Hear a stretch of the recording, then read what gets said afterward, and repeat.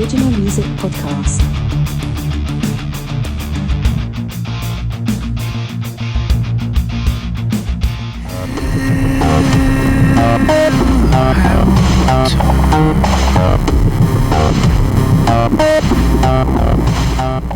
All right, here we go. Episode 55. Tonight we have Walking Through Ghost with Garitt Tarver out of California. How are you doing tonight, Garitt? I'm doing very well, thank you. How about yourself? I'm doing pretty good too. In Atlanta, believe it or not, it's like 26 degrees out here. What's the temperature in sunny California? I haven't really been outside too much today. It's pretty relatively probably around 50-ish. Okay, so it's actually kind of cool there too, huh? Yeah, it's a little cooler off. Awesome. Well, Walking Through Ghosts, can you, first off, I listen to the stuff. I love the stuff. And it's an electronic industrial with type of sound with guitars screaming and static and all kinds of crazy experimental, I think is probably the word I would use to describe this, what I'm hearing. First off, what's the story behind the name of the band or your project, and what would you describe the music as? The story behind the name is pretty much I was just listening to a particular record around that time that I named it, and I just felt like it kind of stuck, I guess. I was listening to the Ghost record. Mm-hmm. Trent Reznor, Nine Inch Nails stuff. Yeah. And that was around the time where I was kind of deciding to do things, solo. Yeah. On my own kind of thing. Yeah. So I was really inspired by that album and that record and just Trent Reznor in general. Yeah. Oh, yeah, I named the band is pretty much named after that album. Yeah. Well, you definitely hit the nail on the head with the Trent Reznor kind of vibe. And it seems like, there's an element of no rules. I'm just going to create, the sonic idea that I have in my head and record it. So, Trent Reznor, I think, broke a lot of ground as far as adding or analog, guitar and stuff like that to an industrial kind of a synthetic beat going on, and really created a sound that what would you describe that sound as?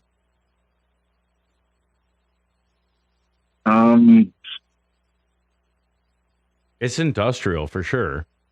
Yeah, well, industrial, I think, is a good describing adjective to describe that. Very machine. Yeah. Like a lot of machine-like sounds. Yeah. Like gears churning in a transmission and putting a drum beat to it, and then let's add some guitar, and there you go. What's the story? I don't know much about Trent Reznor. How and why did he to go that route? Was he doing stuff in more organic bands prior to what he did then? Yeah, it's funny if you go back and research and see some of the earlier bands that he was in. It was very different from anything that he went on to do. Right. Which I've always found interesting. It's almost like something pissed him off along the way or something, right. And then he just started going a little darker routes. Well, do you know any of the band? Do you know any of the band names of the stuff that he was doing early on that we could go look at? I think he was in a band called Exotic Birds. Yeah. Okay. Was that more organic rock? Was it punk? What was that style? A little bit more pop, to be honest. Believe it or not. Pop. Yeah. Wow. A little more like fancy pop. Wow. And it's really interesting. Did he sing, or was he chanting more like what he did with his stuff? I think he was singing a bit of backup vocals, like playing like a synth or a keyboard or something like that. Okay, so he plays a lot of different instruments. You're playing a lot of different instruments. What all do you play, and what all do you program when you're doing this music? Primarily, I think I started on the guitar and picked up the bass naturally from that, and then kind of dabbled in the piano along the way and kind of picked that up. And then as far as in the box goes, like on my laptop, I'll program sequencers, record synthesizers, stuff like that. You know? Yeah. Yeah. I like most of the loops. I like that term in the box. That's a good kind of way to think of it. Of, you're playing instruments in the box when you're doing the programming stuff, right?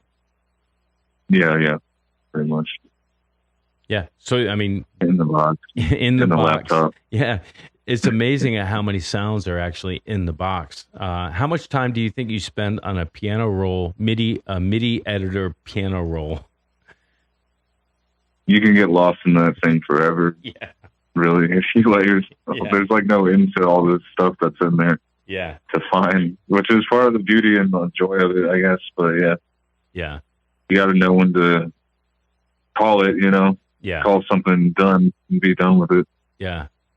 But yeah, I can spend quite a long time on just messing with any given piece or part or whatever, Yeah. Get lost for hours and never go outside. I find myself really enjoying, really detail editing, on the grid, different parts. I've got a virtual string section. I got a virtual, I got a virtual horn section. I've got Hammond organ. I've got all these different elements, and I really enjoy, moving things around, getting them the way I want them, and being my own judge and jury on what I'm going to keep and what I'm going to cut. And I'm using that term from Neil Carter, who we did a podcast with a few episodes back, and he was the guitar player, keyboard player for Gary Moore back in the 80s. And he's doing a project now where he said he's in the Canary Islands recording his parts that they're working on with people in London or England, and nobody's there to tell him that's too much. That's good. That's too much. He says he has to treat it as he's his own judge and jury for, and that's what we all are. Exactly, yeah. Yeah, when we're recording this stuff, we have to tell ourselves that's too much. That's pretty cool, dude.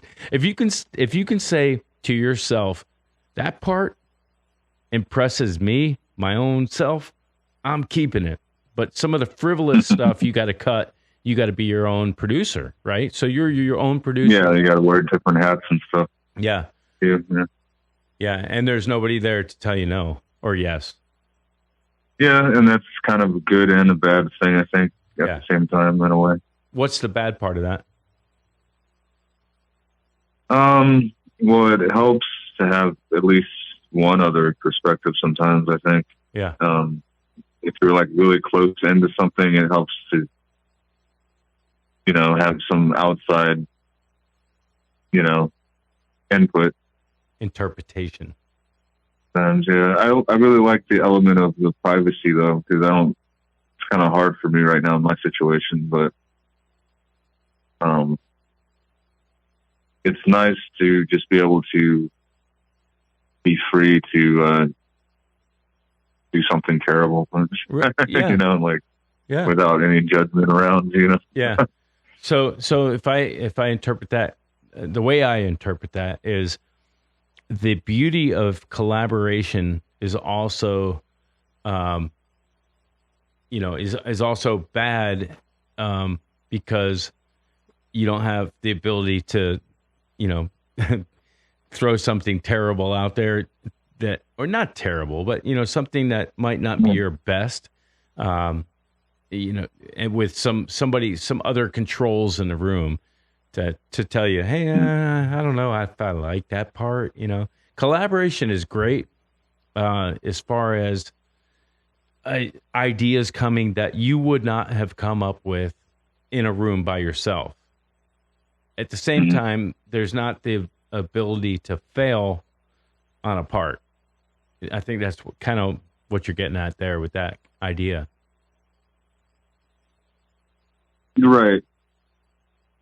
Yeah, just the ability to just be somewhere that's secluded without, like, you know, you can be as loud as you want. Yeah.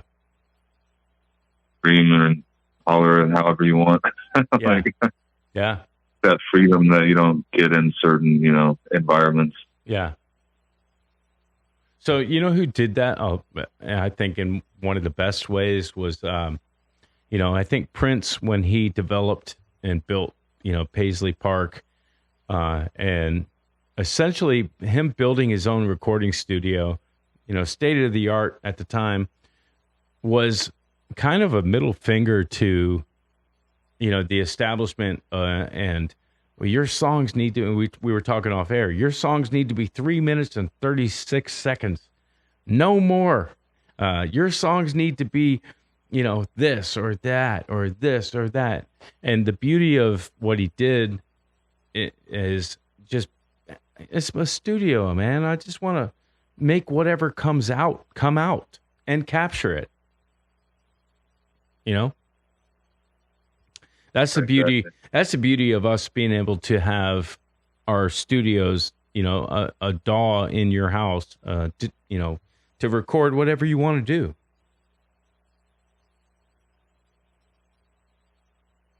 That's what it's all about. Speaking of which, what are you using to record your ideas to? Ideas in the studio? Yeah, no, like what software are you using to record with? Mostly Logic right now for the moment. Okay.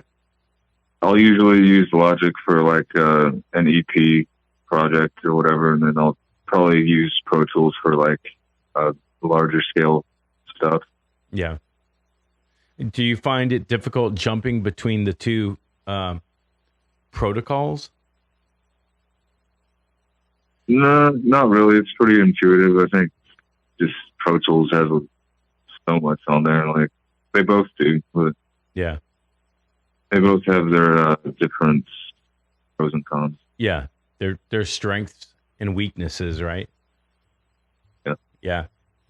Well, how did you? Let's go way back. Let's go to the beginning of all this. What was your first instrument, and when did you kind of realize that, hey, I got this thing, I can't not play music, and I can't, it won't let me alone, so I got to just go with it.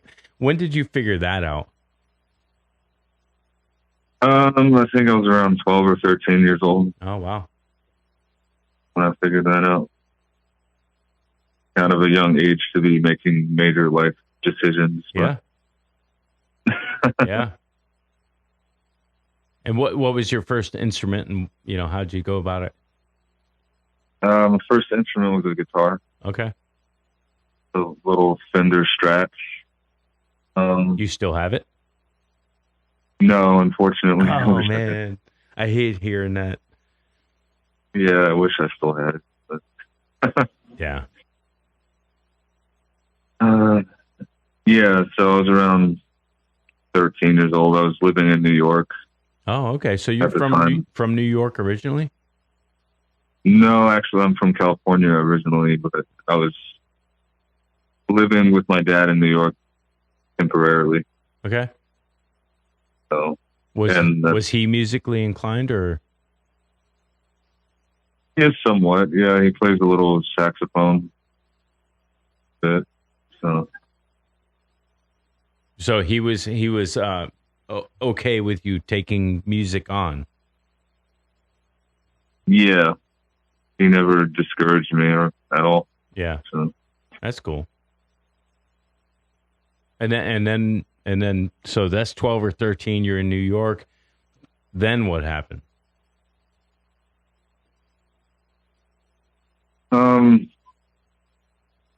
Bit of a long story, but Hey, that's why we're here, bro. That's why we're here. I want to know. And we're gonna play a track in a minute, and I played a track on the bumper to kind of give a vibe of what we're gonna talk about. But I mean, you're coming up with some stuff musically that,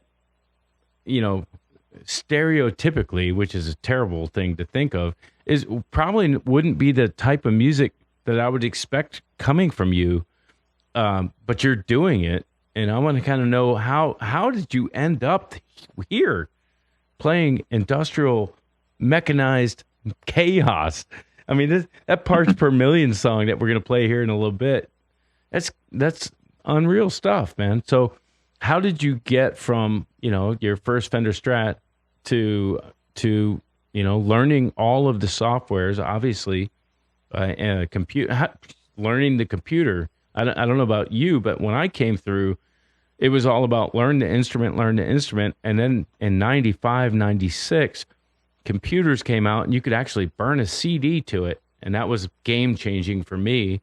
And that's when I started learning all the software to be able to record, edit, print, and all that kind of stuff. What was the path for you going from, 12 years old, learning, banging out the guitar, to where you are now? Yeah, the software definitely came a little bit further down the road a little. I was always good at, programs like FL Studio and stuff like that as a kid. And then I would come back around to that later on when I decided that trying to keep a band together was too hard. So I decided I would just do it all myself, in the studio. Do it that way. Kind of fun, Yeah. Like, don't have anyone telling me how to do anything. Yeah, sure. But yeah, I always kind of liked that kind of music from a young age. It was a bit of a culture shock for me going from California to New York. Yeah, I bet. And there wasn't a lot of people, into that kind of school that I was going to at the time. Right. Found one friend that stood out to me, and I guess we were going to start a band or whatever, Yeah. How that goes. And then I guess that never came to fruition. So I guess I just never gave up on the idea. Yeah. Well, good for you for that. Yeah. So what was one of the first things that you learned to record? Like, in fact, it's funny. I was just talking to a buddy of mine from college in the early 90s, possibly even late 80s. And we were just talking. He pulled out a CD that I had printed, and he's like, "Look what I got." And and we were kind of laughing at it. And I was like, dude, he asked me, "Hey, do you play any solo guitar on that?" I was like, "Yeah." And if I listened to it today, I'd probably be like, "Damn, I played better back then than I do now." Do you ever listen to stuff that you did way back in the day and you're like, "Man, that shit was fire"? Sometimes. Yeah. Sometimes I do. I'll stumble on some little something that I had forgotten about. Yeah. And I'll be really excited about it. Actually, Parts Per Million came about that way. That like the bass the basic, underlying loop of that song. Yeah. I had kind of stumbled on it after years, after making it, Right. starting to make it, like the bones of whatever it was going to be. Yeah. And then I was like, wow, this actually sounds good. Why did I forget about this? Yeah. So, yeah. and then it ended up, what I've been doing basically is going back over the years of every song that I've ever started to write, one by one, and I'm just going down and finishing each one. Wow. Right now. So. Yeah. It's kind of a life's work, isn't it? Yeah. Yeah. Things take way longer than they need to. And yeah. Hey, the same buddy I was just talking to about that finding that old CD, he'll tell you himself. He's not here. He'll tell you himself. He's like, I spend way too much time, like taking old ideas and finishing them.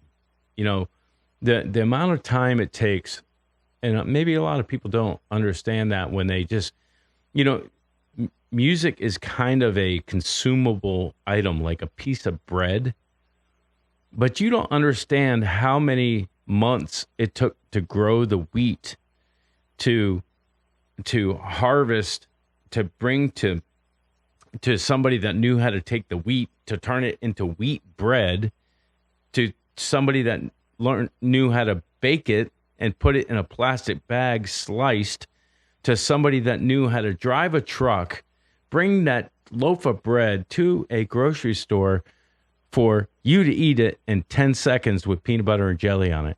People don't understand that. Right.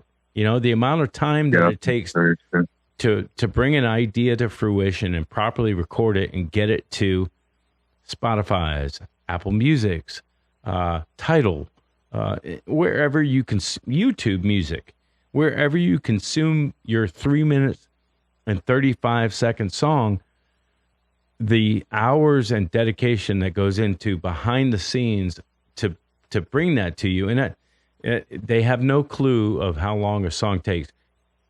In general, just in summary, how long do you think it takes you to go from idea to mastered, done on Spotify? What's the time frame do you think that is? Well, I hate to say this, I'm like not really proud to say it, but years sometimes. Sometimes years. I'm getting better at it, as I go. But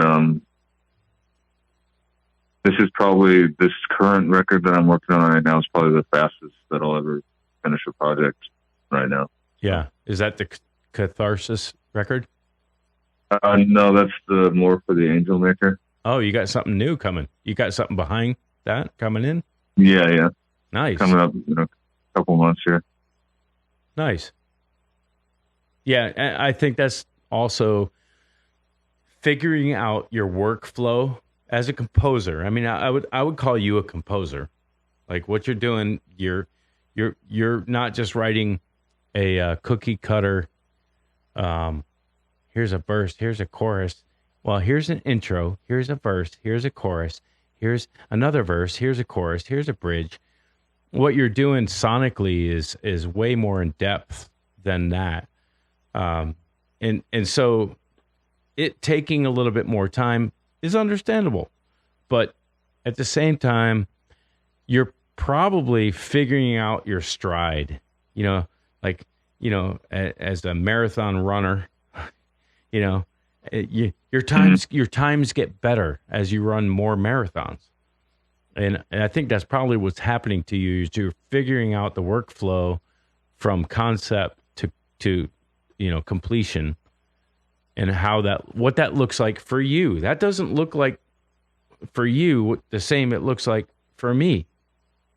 You know what I mean? Right. As different artists, you have to figure out that workflow, and it sounds like you're kind of doing it.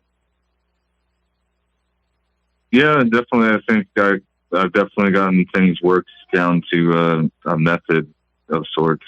Yeah.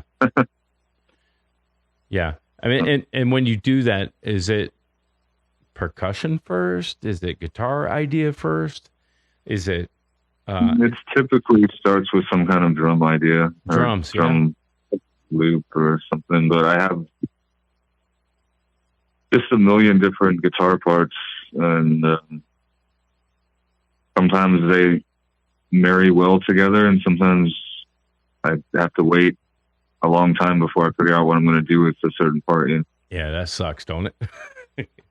Yeah. You have a great riff, and you're like, "Damn, where do I use that?" Yeah, exactly. Yeah, but I'm getting better at it. Like you mentioned, like you just start to see things, obviously, in hindsight that you did, and it starts to come more clear. Yeah.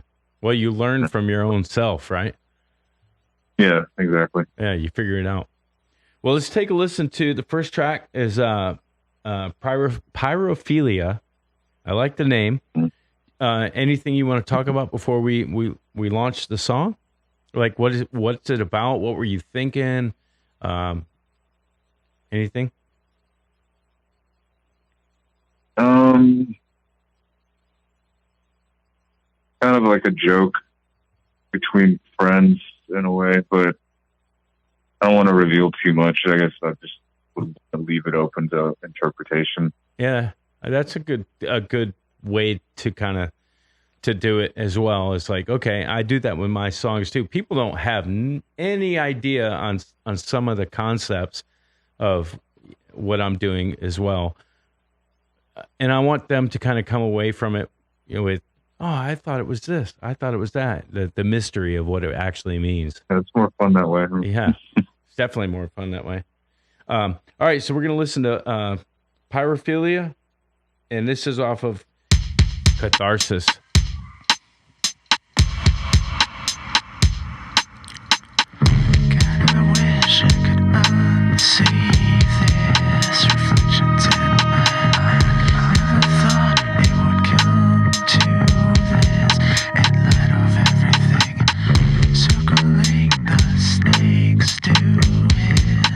Sometimes they will, but random time and full of shit.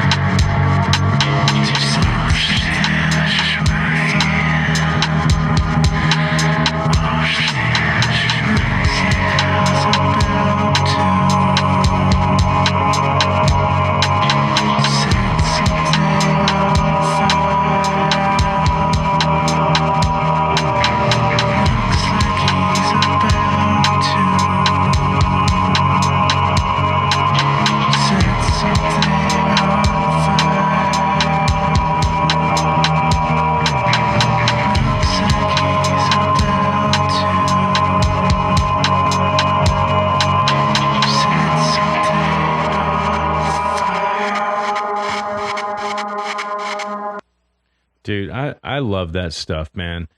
I always take kind of some notes while the song's going on, and what I really really like about that is your use of panning. There's things going on right, left, or only right. I mean, you spend a lot of time. It appears to me planning where things should be or experimenting where things should be. And then the second thing I noticed is you have a constant beat going, and you break it down to just drum and bass at some point, and then there's a drone that just it comes from one side to the other side of just a wow, and then I mean, and then you're not in this track using overly distorted guitars. There's like a James Bond, bang, bang, bang, bang, gong, gong.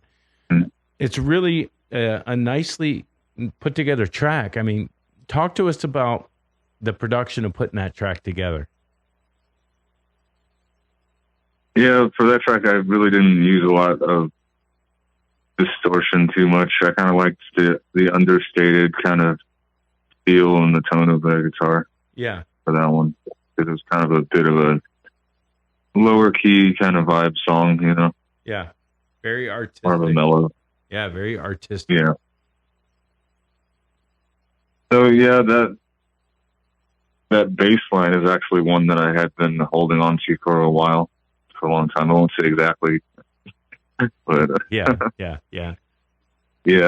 I had been holding on to that bass line for a while, and I just finally got around to, you know, getting it done. Yeah. Thankfully, finally it's satisfying. Yeah. Yeah, I like it a lot, man. The other thing on that track that I noticed was, like, and actually on multiple tracks for this case, your vocal is very ethereal, subdued. There's a message there. I'm not sure that's, you know, I have to listen again to get my interpretation, but it's not screaming at you, telling you this. It's very, you know, very ethereal of what you're saying in the track vocally. Mm-hmm. So Pyrophilia, I'm gonna have to go back and listen to it again so I can go, okay, I think this is what he means. Right. Speaking of Pyrophilia, you're in California. You guys have some pretty serious fires there, right? That's correct. It doesn't have anything to do with that, right? No, not directly. I did have somebody think something along those lines. Yeah. Yeah. He's a little bit offended, I guess, because he works with that kind of thing. Oh, really? Oh, man. Fires and stuff, yeah. But no, it wasn't really related to that, even though, yeah, we are kind of on fire for most of the year. It's crazy. Like, yeah, it's really crazy. Yeah, it's a lot. Yeah, that's probably one of my favorite tracks off the whole EP. Yeah. Probably. And how long did it take you to record, get all the material ready for the EP? For that song? No, for like in general, the whole EP. The whole thing? I did notice I would that. say yes. Yeah, most of your stuff that you had released were singles, and then you jumped into a bigger pie and said, "Oh, okay, boom, here's a concept." How long did that take? Exactly.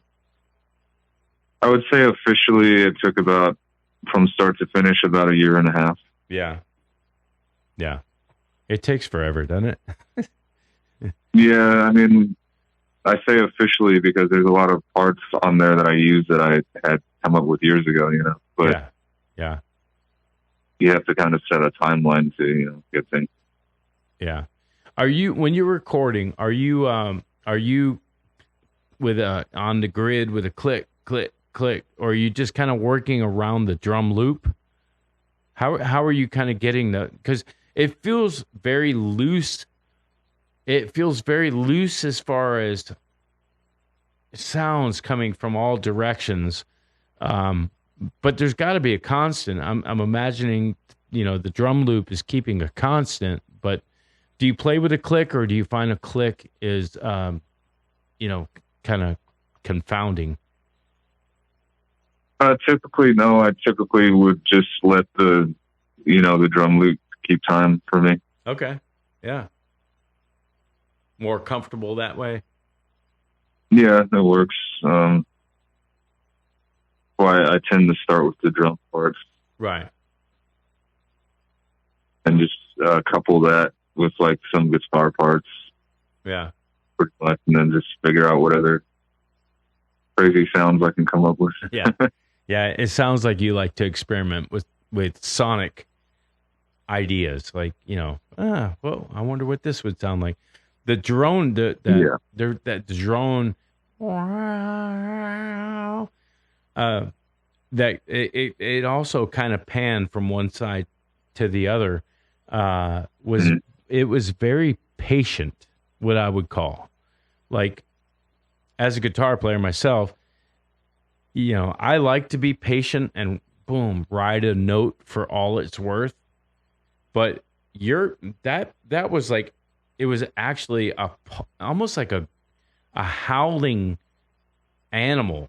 That you took your time. You didn't rush, go into another note. I think there's too many guitar players on the internet now that we just had a meme go across and that I sent to all my buddies. Like, you see this 7-year-old kid that's like, playing 64th notes and tap, tap, tap, tap. Sounds like a video game.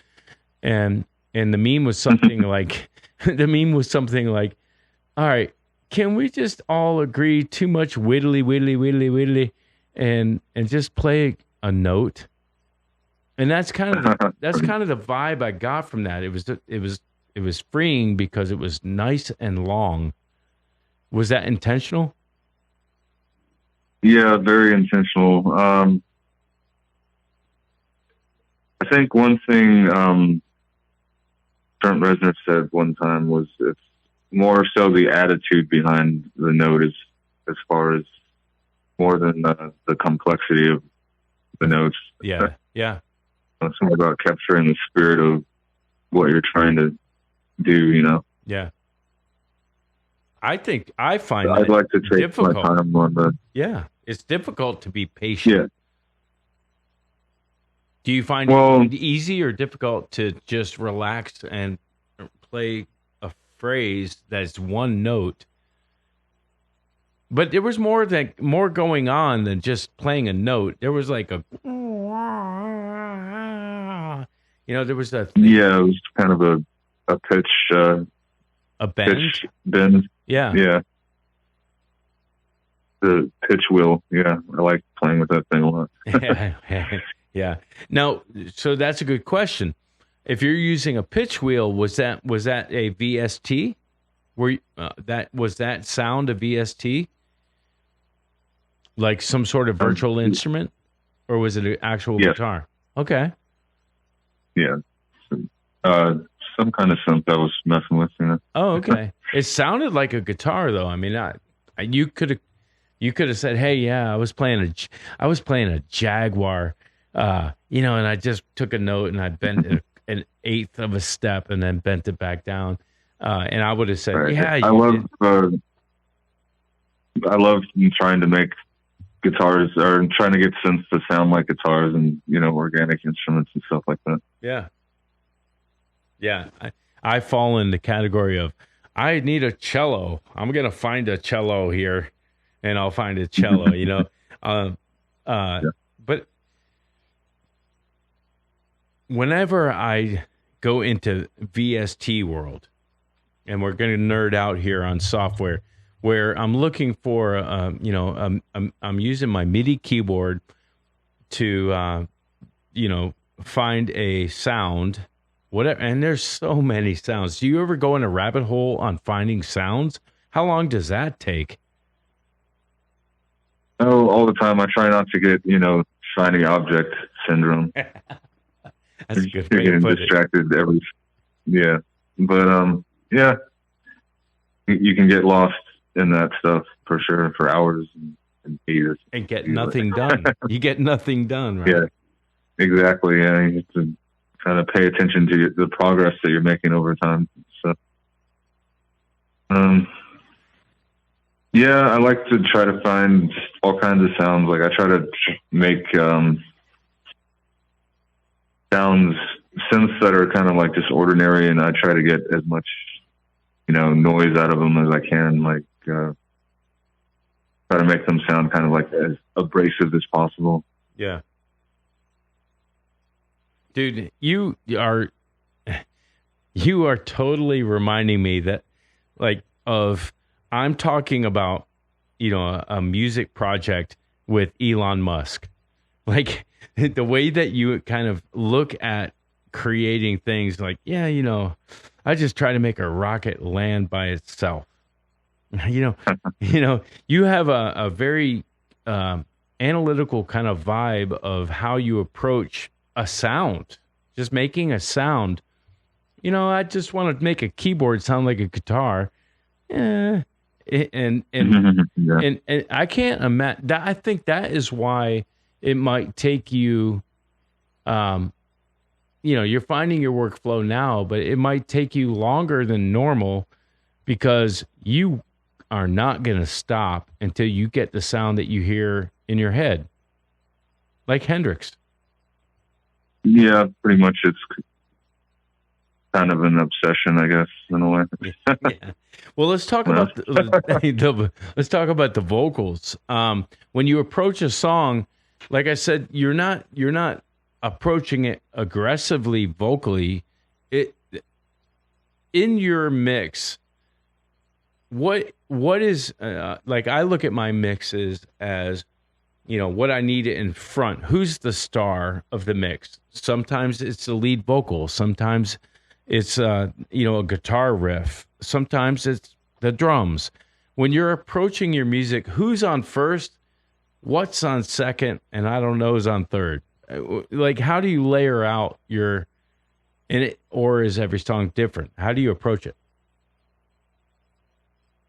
I'd say pretty much adjust to every song has its own kind of character, I guess. Yeah.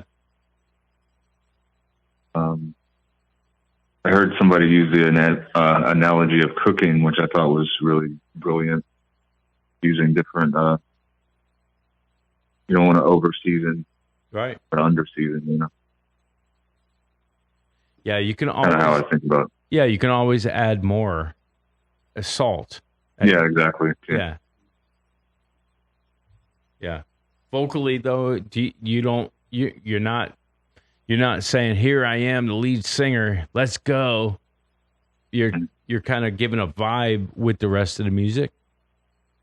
Yeah, well, with that particular song, it's a pretty mellow kind of vibe.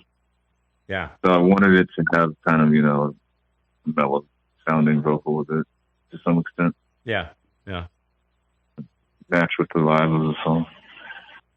Yeah. Now, was your mom supportive of you doing music, or was she like, "I want you to be a doctor or a lawyer"? How was that growing up? She's supportive. She never discouraged me ever from doing music at all. Yeah. I appreciate that. Yeah, I appreciate that. From mom, she just passed. Yeah. My mom just passed not too long ago, and I'm like, thank you. Sorry to hear. Yeah, thank you. She would work. Yeah, all right. Let's go on the mom segment. I haven't done this on the podcast, so we'll do it now. My mother was a nurse, an RN, and she would work. She would work like nights and would sleep during the day. When I would have my friends over, in the room above her head, directly above her, with a full drum set in a 50-watt vintage basement, going crazy, getting loud, nutty, and never complained once, because she was also a musician as well. and I guess she understood it, or man, I don't know how she did it, but she would do those long shifts and let me just be an animal, you know. So thank you, Mom. I appreciate that for never saying shut up. A lot of people have parents that say Right. shut up, you know. And That is true. Yes. at the same time, if my mother would have told me to shut up when I was 13, maybe I wouldn't be doing this now. And you know, it's gone crazy at this point. But yeah. So I lost your video. So go ahead and get that connected back up, and we'll join back in. Okay, sorry about that. Yeah. No, I got your audio. You're good. We'll edit that and post.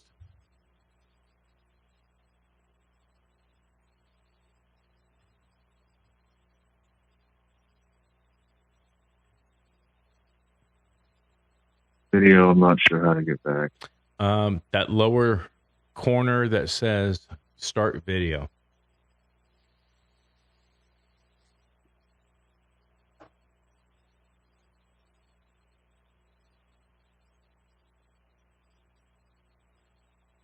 There we go.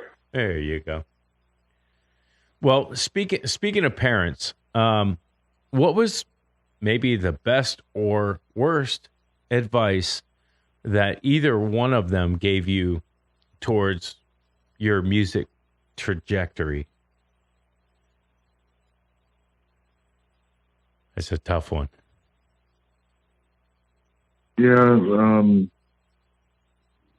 My dad always told me something interesting. He would always emphasize like the pauses or the silence. He would say wow. One of the most important notes. I don't know. That always stuck with me. Now, was he a jazz horn player?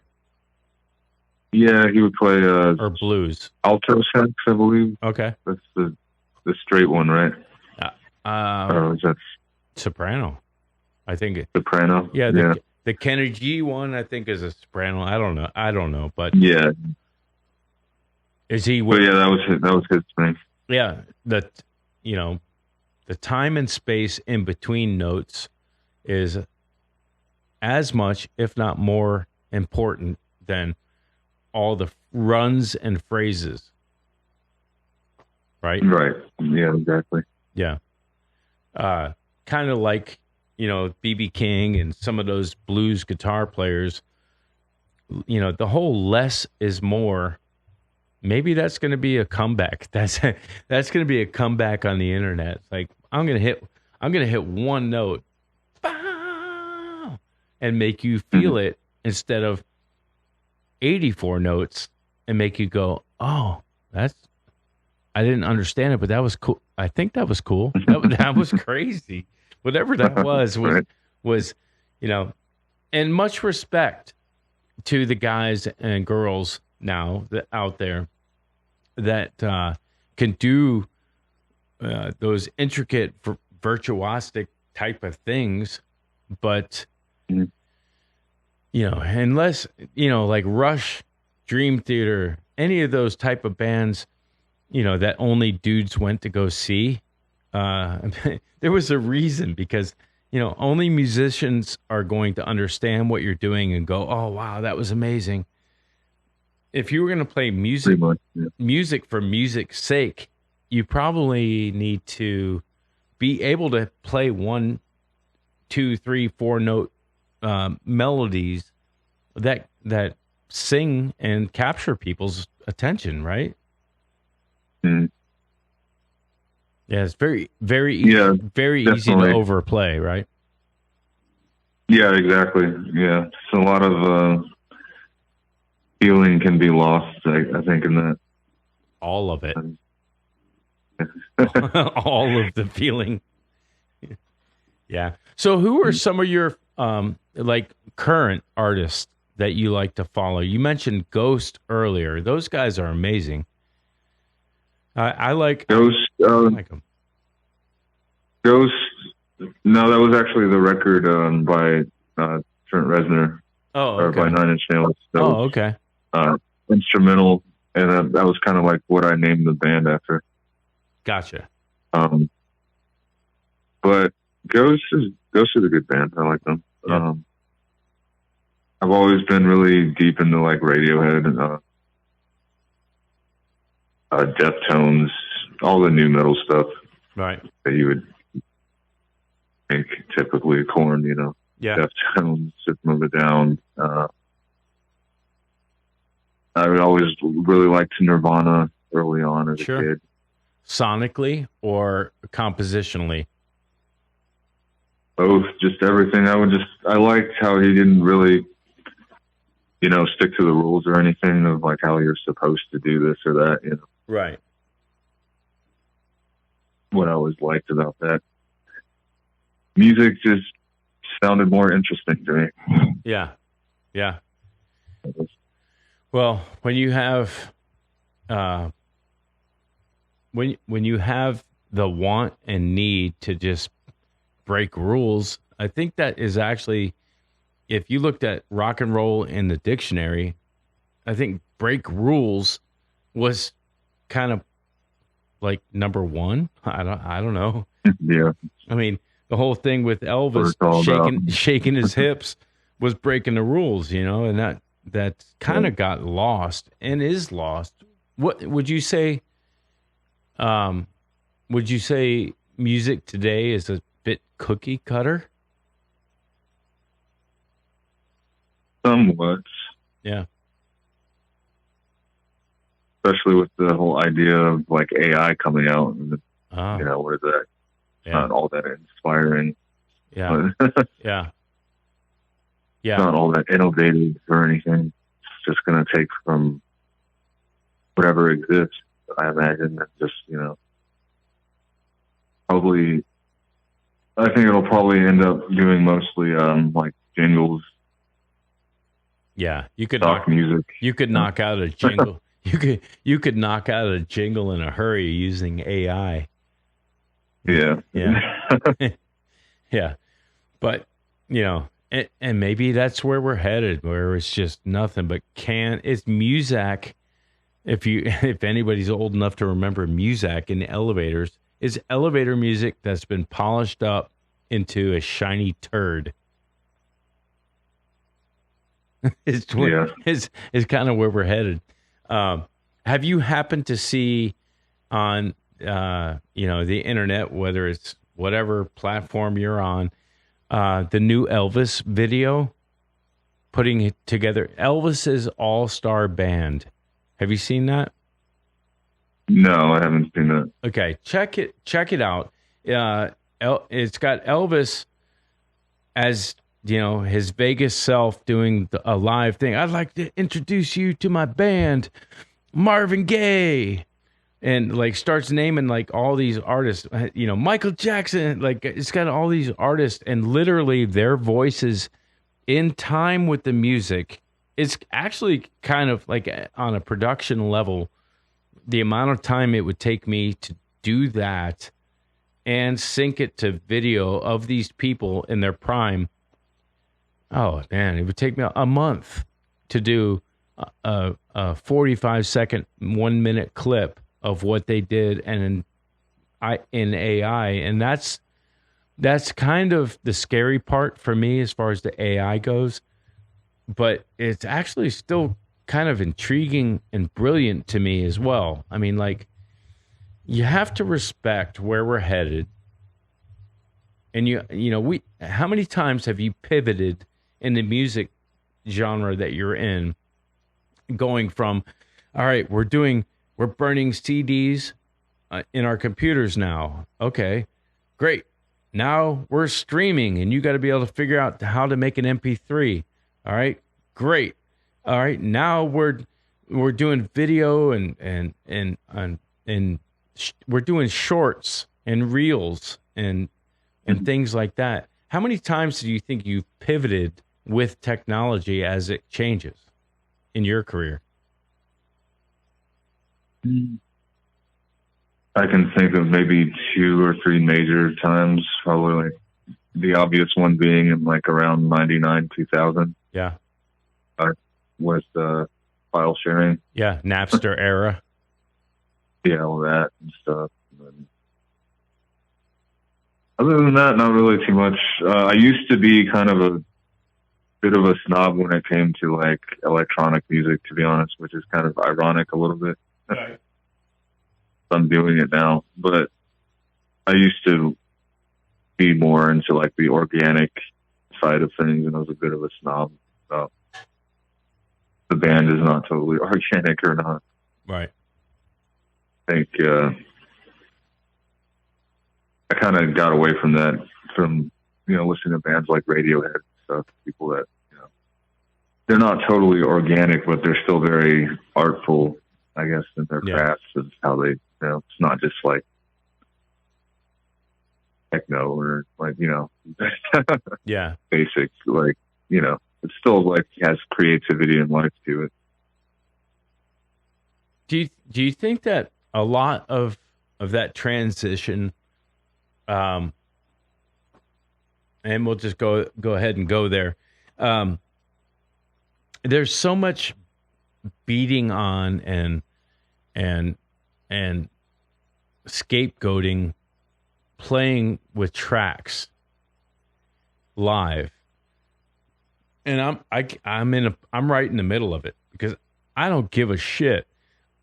I'm playing music that I wrote right over there, and I'm playing the backing tracks to songs that I wrote with parts that I wrote where, hey, I need that piano part right there that I did over there live. So you're gonna pigeonhole me into, this is my way I want to interpret my song is like this. And you're going to say, no, you can't do that because there's only 3 guys on stage. No, that's stupid. I'm going to use all the technology that I'm using in this room right now to give you the best live performance of my material that I wrote. Why wouldn't I?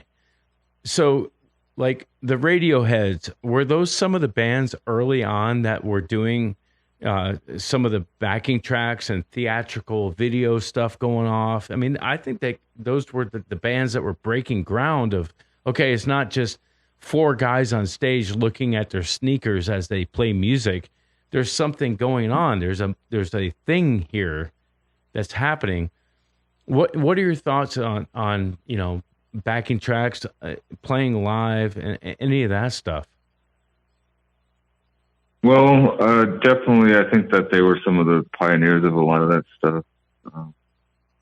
Backing tracks, to me, it kind of depends on the band in a way. Like if you portray yourself as an organic band, yeah, I think you should do your best to uphold that. Yeah, but I mean, if you're kind of an electronic-based band, I don't really see any, or even if you're some type of hybrid in the middle, I don't see anything wrong with using backing tracks at all. Yeah. Yeah, I mean, if you're I definitely use them. Yeah, I mean, you almost have to these days. I mean, there's two things. Obviously, if you're the Allman Brothers and some backing tracks come out and you're like, what? Why? You guys have 17 people on stage because you can afford to. That's the other thing. Exactly. If I could afford to have a piano player playing the piano part that I wrote, great. And the same guy play my Hammond tracks because I'm going to put Hammond organ on everything because I love it. That's great, but I can't. So I'm going to present the best show for the audience to consume the product that I want them to consume as an album. I want my show to be like, I don't know how old you are, but like back in the day, we had the like Pioneer 100-watt stereo system that you had a vinyl record player playing Pink Floyd Dark Side of the Moon through, crystal clear, but really loud, but clear. that's how I want my show to come across. I don't want it to be like we're putting earplugs in because things are so loud, just wow, and we're screaming and all that kind of stuff. I want it to be a listening experience where it's like you're in a big living room, but really clear. You know, every part stands out. You can hear the some of the panning work that you were doing earlier on that track. You could hear it. You know, Pink Floyd would want you to hear their pans going side to side. You know, why can't I do that on a smaller scale and not get ridiculed? Because I use tracks. It's stupid. Yeah, I agree totally. Yeah, backing tracks are cool in my opinion. Like again, depending on the act, right? Right. Metallica, no. They like to. Yeah, right, exactly, because that's not really who they are. Right, you know? Right. They're not really an electronically based band, you know. Right. But Motley Crue has been getting, they've been getting crushed by, the bass player's not even playing, or this isn't even happening. Okay, I can understand some of that, but if you're launching a product and you want your parts to be heard, guess what? They have to be triggered or played. I think even bands like Tool use some backing tracks sometimes. Sure, 100% they do. I think Panic uses pads. Yeah, they fire triggers and hit samples, a certain sound. It could be down to as small as a certain sound. Like it totally out of context because Pink Floyd would never. Well, that's not true. They play backing tracks too. But like, the intro to Money with the cash register and this, and what a beautiful loop. And I don't know if you know the story of how that loop was created, but if you don't know the story of how the loop for Money was created, look it up because it was done old school, but it was done. And they fire that every time. I love that track. Yeah. I mean, it's brilliant. And if you didn't have it, the song would not work. So backing tracks, yay or nay? Well, if you like the song Money, we're going to have to fire a track.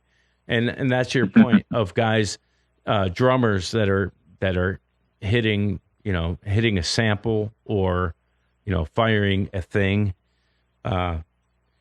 If you are consuming a live show as a fan, and if anybody has one of these in their ear or has a pair of headphones on, guess what? There's tracks. And if you go to see Taylor Swift, who's the biggest artist on the planet right now, guess what? The drummers have these in-ears in, and there's tracks all over the place. In fact, I would even go as far as say the lead vocal was probably a track.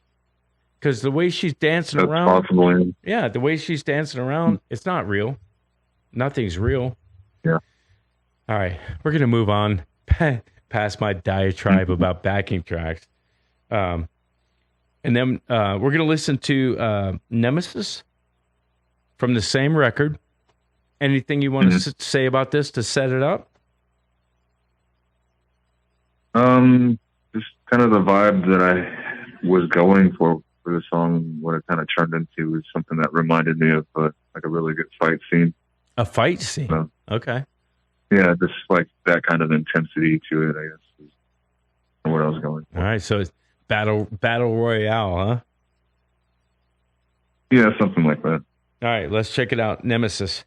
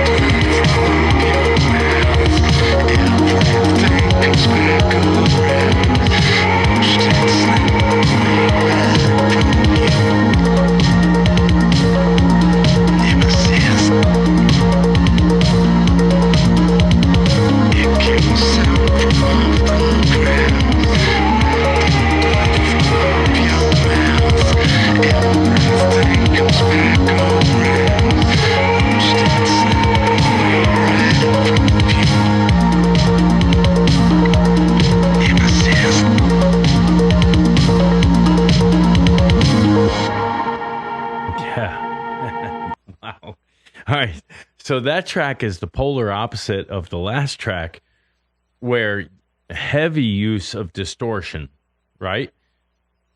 Yeah. Yeah. So you're using distortion on, it sounds like not only the guitars, but vocals. You're going gritty on that. What are some of the things that's going on in that track? Yeah, I used a bit of distortion on the vocals for that one. I like to use distortion in unconventional places. Yeah.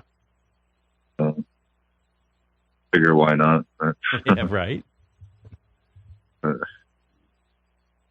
Like on drums, like I never used to think that you could use distortion on a lot of things. So now I've been just kind of going crazy with it. I guess like bass, like growing up, I never knew that people used distortion on bass. When I realized that, I thought it was so cool. Like I do it all the time now. But, yeah. Are these distortions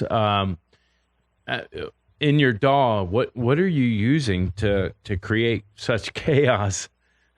Is it a guitar effects plugin, or is it something built into a synth, or what's kind of some of the tools in the toolbox that you're using there? For that particular track, I used a lot of distortion that's like inside the box. I didn't like mic the cab or anything like that. So I like to use this little thing called the fuzz box. Mm-hmm. A lot of people that use Logic probably are familiar with that one. It's not the Sans amp, it's the fuzz box. Yeah, fuzz box. Yeah. Yeah, in Pro Tools it would probably be that Sans amp plugin that comes with it, that you can fuzz anything up if you put that thing on it. Yeah. But I do notice that the drums always stand out in front, and then a melody instrument of some sort. In that case, it was an arpeggiated something going on that stayed kind of clean, stayed the chorus. The drums kind of stayed clean, stayed the chorus, and then all hell broke loose around it. You know? Yeah, that's kind of how I go. I try not to break my brain too much with, I like to use live drums when I can, but it's kind of difficult in my situation right now. Sure. But, when I can, I like to mic up, drum sets so I can get a little bit more variables, because I guess, like, as far as my drum programming goes, I can make it, a good loop out of something, but I'm not really doing that many fills or. Right. Yeah, it's not that other style of details I music. like to do. Yeah, it's not really the style of music to have a big drum fill in the middle of it. But, Yeah. you know, You can kind of get away with it, I guess. yeah. Let me turn you on to something. There's a company called, and this is the first time we're talking about them on air, 55 episodes, and I use them exclusively. It's called TuneTrack. And TuneTrack has, I feel, the best, if you're looking for organic acoustic drums, which a lot of my stuff, what I do is a track of organic drums, and I'll have a loop of some sort working together in harmony, like synced in. And man, I got a killer rhythm section, and it's just what I programmed. But if you look into TuneTrack, and you can get Easy Drummer 3, or you can go crazy and buy Superior Drummer, which in my opinion you don't need. They won't like me saying that. You just Easy Drummer, you can get the loop that you have going for percussion going synced in with an acoustic human AI human drummer, and man, it sounds so big. It's unreal. Check them out. They actually have a sale going on right now today for a weekend sale. But I've got I won't say everything, but I have 90% of every product that TuneTrack has. When I produce music, that's what I use. I feel like they should probably like give me something for that, right? Come on, guys. Sponsorship or something. Yeah, anything. Give me a plug and give me a MIDI pack or something. But I do. When I found TuneTrack product, when I found their products and learned to use them, it changed my world as far as I can write anything in any time signature. I've gotten so good at it that my buddies, when I send them a track, they'll ask me, "Hey, who tracked those drums? Was that Jeff? Nope. Was that Chris? No. Was that Rick? No. I programmed it, and it sounds so real." Right. Yeah. You can obviously screw things up and put a fill where it shouldn't be, or something that would be like, oh, okay, that's not a real drummer kind of thing, or have a drum going in 7/8 on the acoustic drums with something going in 4/4 with electronic, and what is that? That's not, you can go too far with any of this stuff. And we talked about it earlier. You got to be your own judge and jury of, is that good, or is it, Memorex, if you're old enough to remember that one. But yeah, I love Native Instruments. I love TuneTrack. I love Waves plugins. I love Waves. I use a lot of that. Yeah, I love Isotope. I use that for my mastering stuff. Yeah. Ozone. I love. There's so many plugins that you can get bogged down. You don't need 45 compressors. You don't. Exactly. You need to find the couple of things that work for you. And to your case, you don't need 7 fuzzes. You just need the one that came with Logic. You have to find what works for the sonic, the sonic meal of ingredients that you're trying to make, and then use them, and then use them again, and use them again. And don't be afraid or shy. That's your sound. You'll develop a sound just from those type of things, Mm-hmm. But what is your go-to plug-in right now, these days, right now? What's the go-to? I don't really have a specific one that comes to mind, but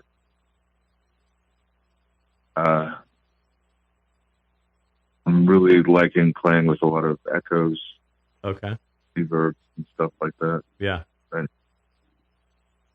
like you mentioned, Waves Audio, like Sure. stuff by them. Well, let me ask you this. Are you running into, I'm running into this right now, so that's why I'm going to ask it. My hardware, my computer itself, unfortunately, is old. And I don't want to say how old it is because I'm managing to still pull off all this stuff on, I don't know, 11-year-old equipment, right? And I'm looking at upgrading my hardware to something modern because I can no longer update the plugins that I'm using for my guitar sounds. For, heck, my browser just told me, you're out of date. We won't even play your Spotify anymore. I'm like, what? So do you run into, and how often do you run into, things not working anymore because things are getting older, those kind of things. And how much do you dread, all right, well, if I get a new computer, I got to re-download all of my waves, all of my tune tracks, all of my native instruments, all that. I mean, we're talking about a week, 3, 4, 5, 6 days worth of reconfiguring a new hardware device to be able to do what you want to do. Are you running into that? Have you run into it? What are your thoughts? I'd say probably once, twice every several months or so, I run into like some kind of troubleshooting issue where I have to, figure things or something needs to be updated, or just all the boring stuff that goes into that side of things. It's brutal. Yeah.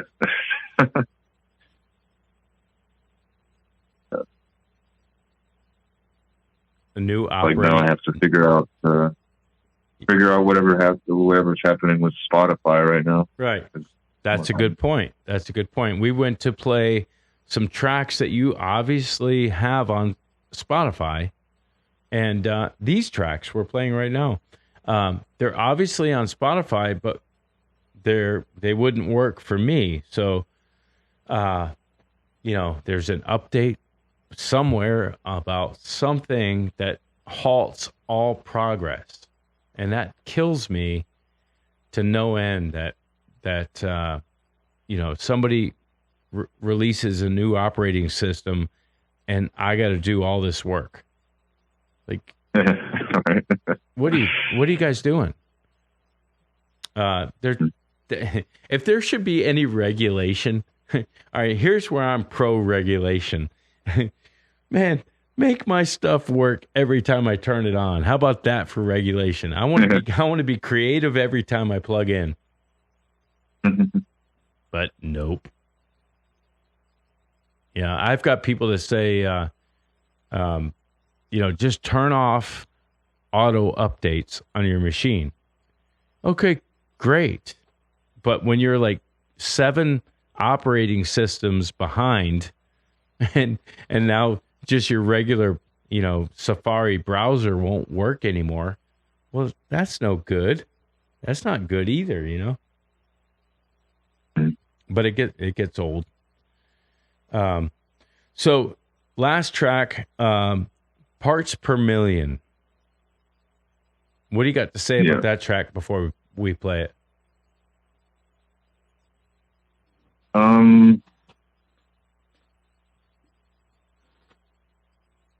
There's a lot of things that I might have done differently maybe on this track, but I still am glad that I finished it, ultimately. Right. I got the satisfaction of finishing it, but I might do a different version of it at some point. Yeah. Was it? Yeah, I like this track. What was it what would you change at this point? What is it that you would want to change? Just probably some of the some things about the vocals, maybe like some more intensity, maybe in the vocals. More intensity? I've been trying to avoid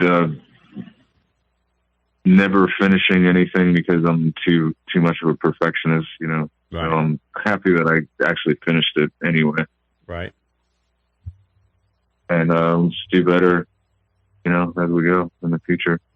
Yeah. That's the whole walk of life in the game is, you know, okay, that was good. You know, it's always about kind of satisfying yourself. How, you know, have you ever had a track where you're like, oh, that's perfect, nothing could be better, ever? No, I don't think so. no. I don't think so. No artist has, man. Nobody has. And it just comes down to, you know, you're learning on every track every time, and you only got the time that you have on this planet to figure it out, and then see ya. You know, somebody else will take it up from there and run with it. But parts per million. Let's take a look at this track, and we'll be back on the other side.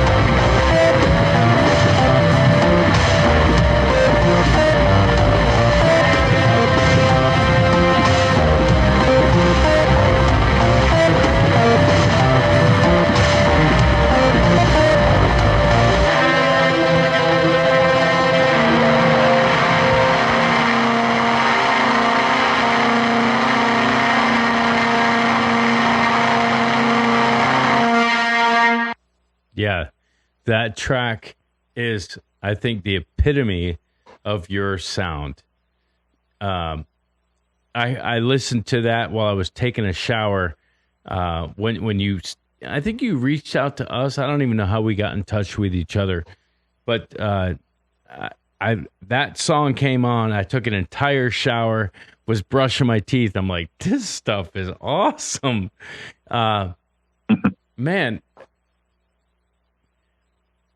If you ever had the opportunity, I know that you've talked about, having the ability to be in a big scale studio and ever doing something with a producer to tell you yes or no, or just kind of steer you and lock you in.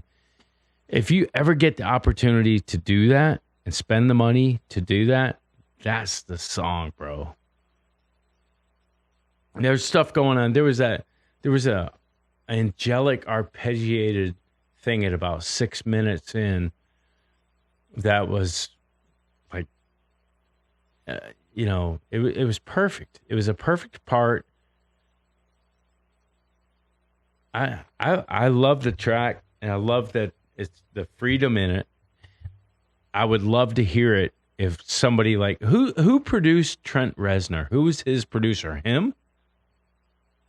Well, yeah, him, and I think he had several different ones over the years. One was really notable. One was Rick Rubin, which is one of my favorite producers.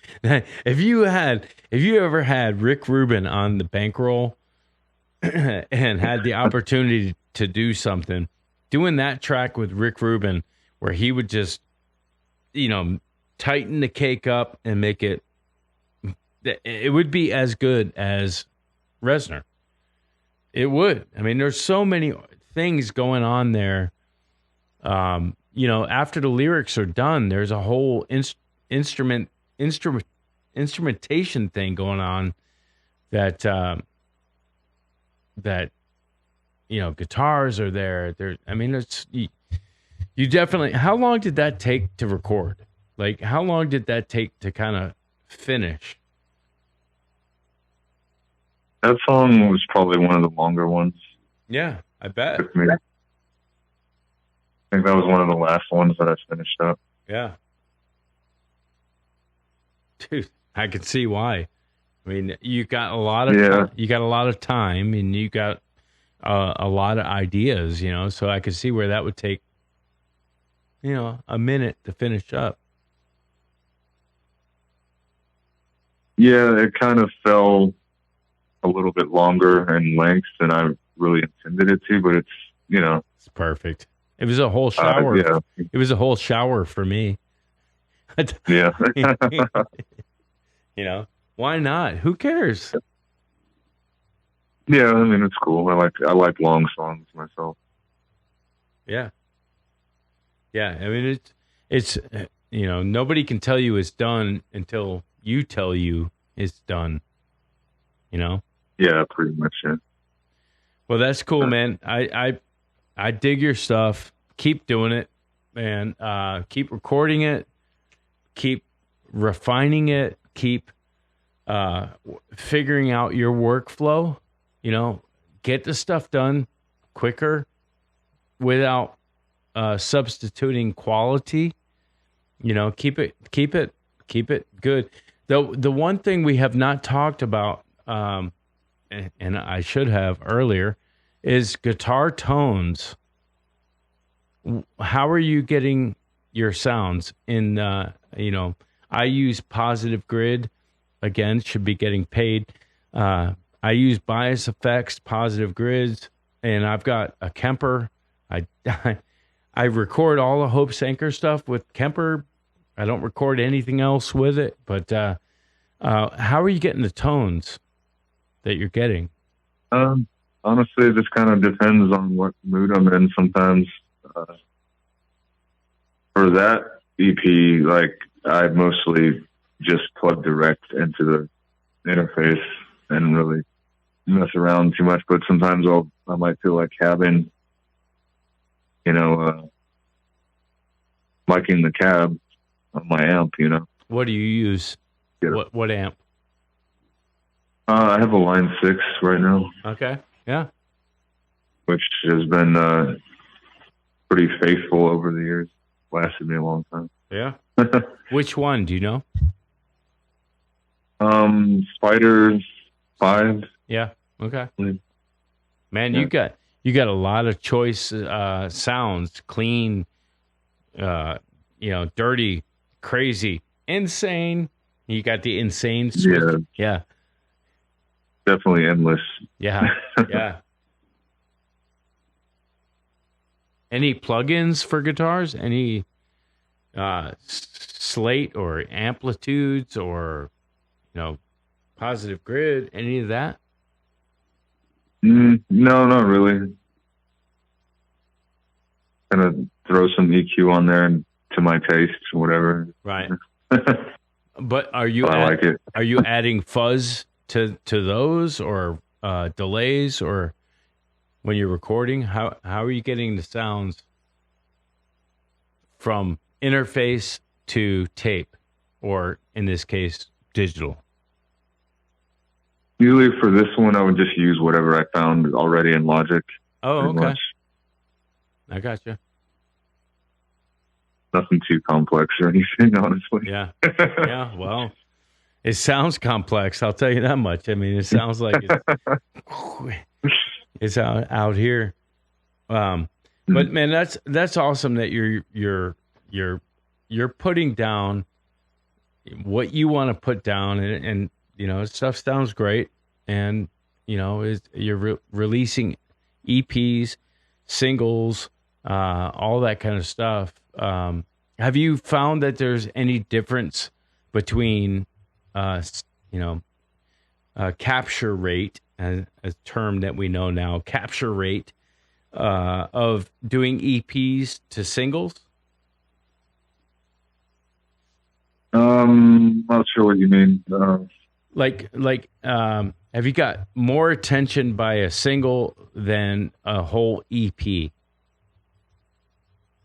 Oh, as far as impact or how much impact, people are capture rate, whatever term you want to use. Yeah. I think I've had more attention for this EP that I put out a couple months ago. Yeah, October 23rd. Put out in October. Yeah. I've gotten way more response to that than I have my previous single stuff that I've released. Yeah. And have you found that it's more cost effective on DistroKid or whatever distribution that you're doing? Is it more cost effective to do EPs to singles or anything in that realm? Probably singles cost a little less. It's a little more economical or whatever. Right. The EP was a little more expensive. Yeah. Yeah. Because it's a body of work and I wanted to have it mastered and everything, and I hired out the mastering engineer. I outsourced that to somebody. So. Did he mix and master or just master? No, I did all the mixing myself. Gotcha. Okay. I pretty much have a good idea of how I want it mixed and everything. Right. And then send it out to get mastered. Yeah. Yeah, I don't consider myself a mastering engineer, so I like to send it out to somebody that specializes in that, right, thing. Yeah. Specifically. Excuse me. Yeah, there's a whole art to the mastering process for sure, to make polish the end result and get it radio ready and that kind of thing. But what's up next? You mentioned that you have another EP. Yeah, more for the Angel Maker. I'm working on that one. Should be out here in a couple of months now. Okay. And then what's all streaming? Yeah, what's the process? Are you in mixing? Where are you at? Pretty much tracking at the moment. Okay, still finishing. Yeah, tracking the guitars, tracking sense all the other sounds and stuff that I want to put in. Yeah. Thinking about any new sounds? Yeah. Trying to be as it has a different vibe to it, yeah. Okay. So it's a bit of a different vibe. Hopefully more intense than the last one. All right. I like it. Now, is that that'll be also on Spotify? Where can people find that? Yeah, that'll be on Spotify, YouTube, Apple Music, anywhere you can find music, basically. Right. Okay. All right. Well, walking through Ghosts, follow this guy, because you don't know what you're going to get. It's like a box of chocolates, the Elon Musk of industrial rock and roll music. I really appreciate you coming on, and I think we had to reschedule a couple times, so I appreciate you kind of sticking with it and making sure that we got the episode done. Man, I love the stuff, and keep it going, man. Don't stop. All right, thank you for having me. Absolutely, I appreciate the opportunity. And be sure to to let us know when that drops, and let's have you back on, and we'll talk. Listen to the new stuff and go from there. Awesome. All right, brother. Sounds good. All right, man. Well, walking through Ghosts, Garitt Tarver in LA, and I bet you it's not 26 degrees outside like it is here tonight. Not quite. No. It's brutal here in Atlanta. I can't believe it. It's crazy. But I can imagine. Yeah. But we'll catch you on the next episode, and thanks for hanging in. All right, awesome. Have a good night. All right, see you, bud. Bye. You're watching the Original Music Podcast.